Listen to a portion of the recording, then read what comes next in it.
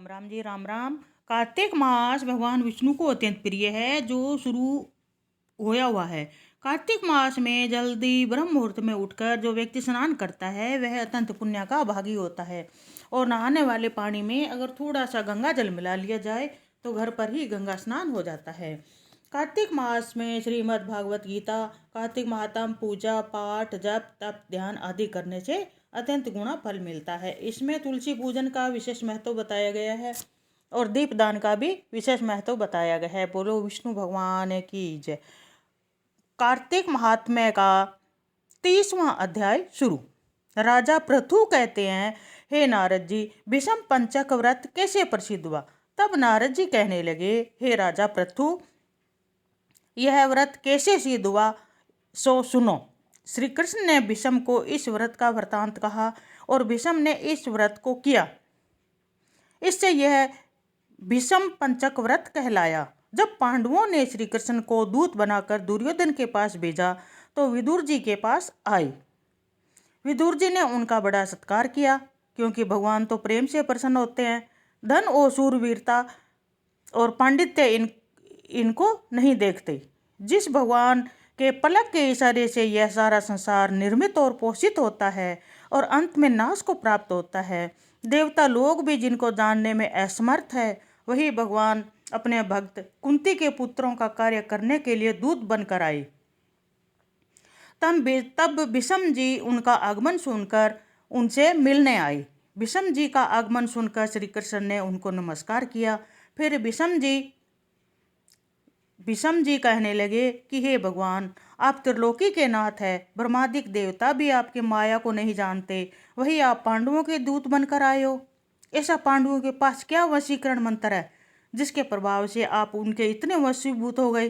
कृपालु, आप सर्वज्ञ है, इसका कारण बताइए। आप तो समदर्शी है, किंतु आप श्रद्धालुओं को छोड़कर पांडवों के दूत तक बन गए। तब श्री कृष्ण जी हंसकर कहने लगे, हे गंगा पुत्र, यद्यपि यह बहुत गुप्त बात है, फिर भी मैं तुमसे कहता हूँ, इन्होंने एक ऐसा व्रत किया है जो मुझको अति प्रिय है। इसी कारण मैं इसके वशीभूत हूँ। अब मैं तुम्हारे प्रश्न का उत्तर देता हूँ। पूर्व काल में उज्जैन नगरी में 5 ब्राह्मण थे, जिनके नाम कवि, शुचि, दृढ़, दंत और हंस थे। पांचों ही वेदों को जानने वाले, रूपवान, युवावस्था को प्राप्त हो गंधर्व विद्या में बड़े प्रवीण थे। अनेक राजसभाओं में गान विद्या दिखाते, अनेक देशों में घूमते और बहुत सा धन प्राप्त करते। एक समय वे मथुरापुरी में सुवीर नाम के राजा के पास आई। संगीत कला में निपुण होने के कारण उन्होंने राज्यसभा में जाने की इच्छा की। वे 4 दिन तक उपवास करते रहे और यमुना में स्नान करते रहे। फिर उन्होंने एक मनुष्य से राजा का वृतांत पूछा। उनसे कहा कि राजा की एक कादम्बरी नाम की स्त्री भोग पत्नी है। वह संगीत विद्या में अति निपुण, राग तथा कंठ में अति प्रवीण और नाचने में अद्वितीय तथा रूप यौवन में मनोहर है। प्रतिदिन राजा के सामने एकांत में नाचती है और गाती है। ऐसा सुनकर जहाँ पर नृत्य ताल का शब्द होता था, उस स्थान के पास जाकर वे खड़े हो गए और राजा के पास आने जाने वालों से कहने लगे कि दुख की बात है, राजा के समीप कोई नृत्य कला को जानने वाला नहीं। वीणा के 2 तार ढीले हैं, तार बराबर नहीं है, बाजे में नृत्य शुद्ध नहीं है। इसी प्रकार की बातें सुनकर किसी ने वह वृतांत जाकर राजा को सुना दिया। राजा ने पांचों को वहाँ कादम्बरी का नृत्य हो रहा था वहाँ बुलाया। वे वहाँ जाकर राजा को आशीर्वाद देकर बैठ गई। कादम्बरी ने उनको संगीत कुशल जानकर विशेष नृत्य दिखाया। जब उनसे चक्कर से ताल दिया तो उन ब्राह्मणों से रोकी गई। उसने चक्कर तोड़ा, छोड़ा, ताल दिया, चक्कर खंडित नहीं हुआ। इस पर कादम्बरी भी उनका गुण देख काम में वशीभूत हो गई।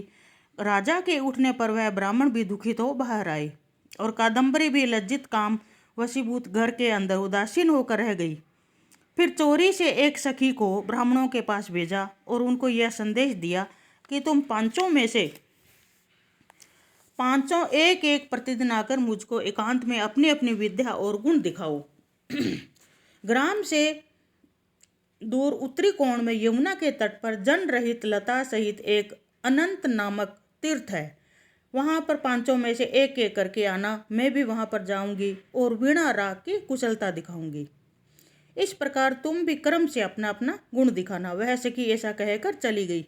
श्री भगवान कहते हैं, हे विषम जी, एक ब्रह्मचारी जो कि मेरा भक्त था, दुष्ट संगति भय से गांव से अति दूर वहाँ रहता था। उन दिनों वह भी विषम पंचक व्रत करता, देवालय में मेरा पूजन करता। उन दिनों कार्तिक शुक्ला एकादशी का दिन था।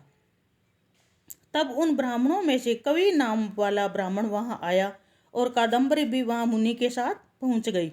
मुनि ने जैसे पूजा की, कवि ने भी उसी विधि से पूजा की। फिर वीणा लेकर गान करने लगा। उनके गान से मुनि ने कोई क्रोध नहीं किया, क्योंकि उसने अपना मन जीता हुआ था। मेरे आगे दोनों ही सारी रात एक गान नृत्य करते रहे। मुनि को गोबर का आचमन करते देख कवि ने भी गोबर का आचमन किया।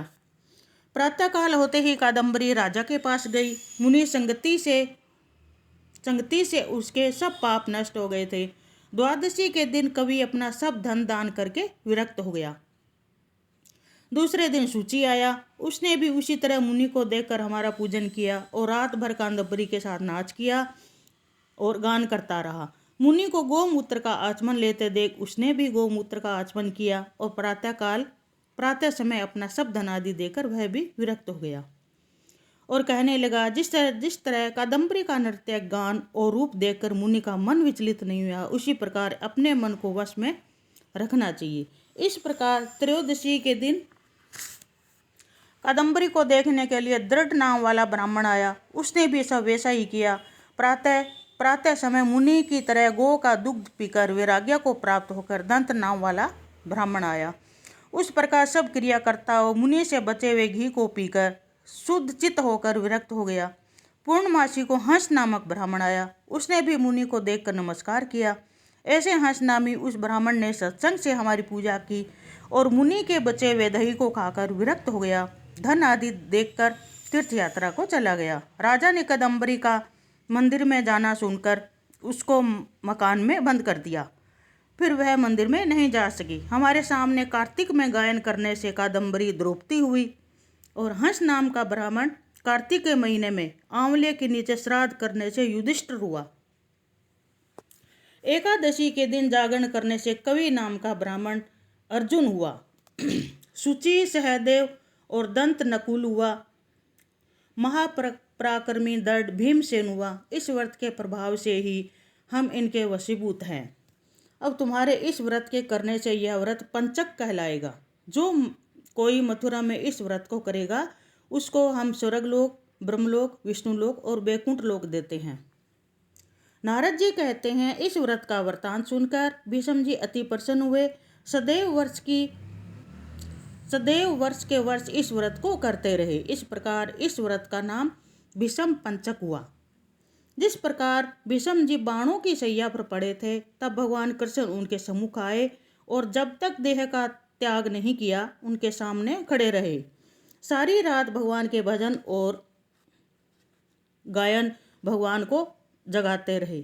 ब्रह्म कुर्चक व्रत धारण करके पीपल, तुलसी और आंवले का विधिवत पूजन करे। दही, चावल, गन्ना, मूली इनका दान करे। सूत से आंवला और पिंपल को लपेटे। पूर्णिमा को श्राद्ध करे। श्रद्धानुसार ब्राह्मण भोजन करा के दक्षिणा दे। कार्तिक महात्म की 30वां अध्याय समाप्त। श्रीमन नारायण नारायण हरि हरि, विष्णु नारायण नारायण हरि हरि, तेरी लीला सबसे न्यारी न्यारी हरि हरि। बोलो विष्णु भगवान की जय।